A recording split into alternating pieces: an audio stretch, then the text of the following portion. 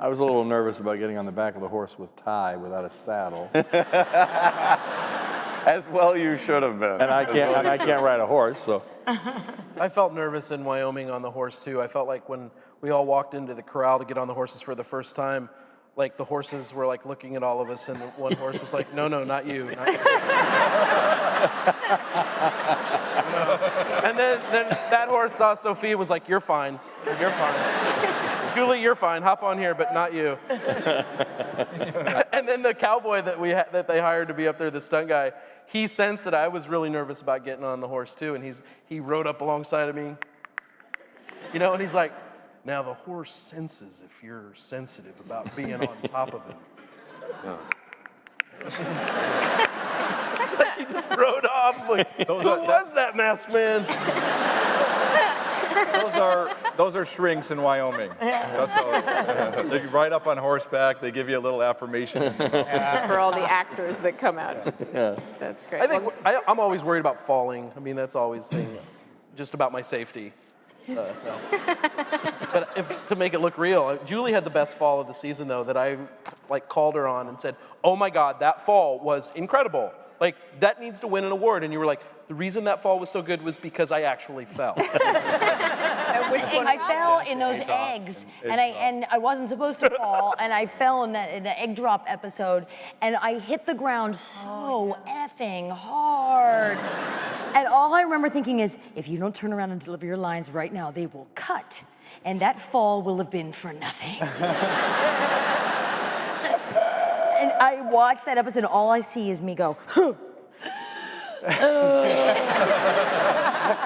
Because I knew that if I kept going, there was a shot of them using that. I rewound it, and I'm like, where did they put the pad in? Like, was she wearing knee pads? It was amazing.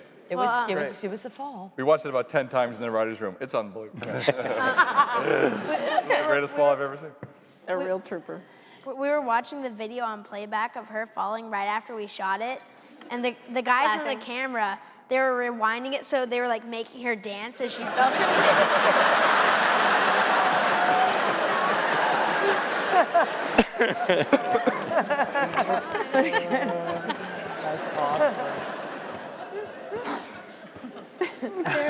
I'm just glad I found a way to institutionalize and capitalize on the fact that I'm a complete klutz. So thank you for that. And get paid for it. That's great. Ed, you've had just a fantastic character to play in Jay Pritchett, and this year the one that springs to mind is the episode where you get Botox. which was fantastic. Is that it's a pretty rare thing, especially in primetime comedy, to see men of a certain age grappling with those kinds of issues. Has that been fun for you to sink your teeth into? It is. But it's kind of I've said before. You get to this age and you don't really know how to play it. It's like it's all. You don't know what it's like. What's appropriate, what's not appropriate, and I think that story came from a friend of yours, wasn't it? You had an actual guy that did that. Yeah. Yeah, and no, but I'm saying a friend.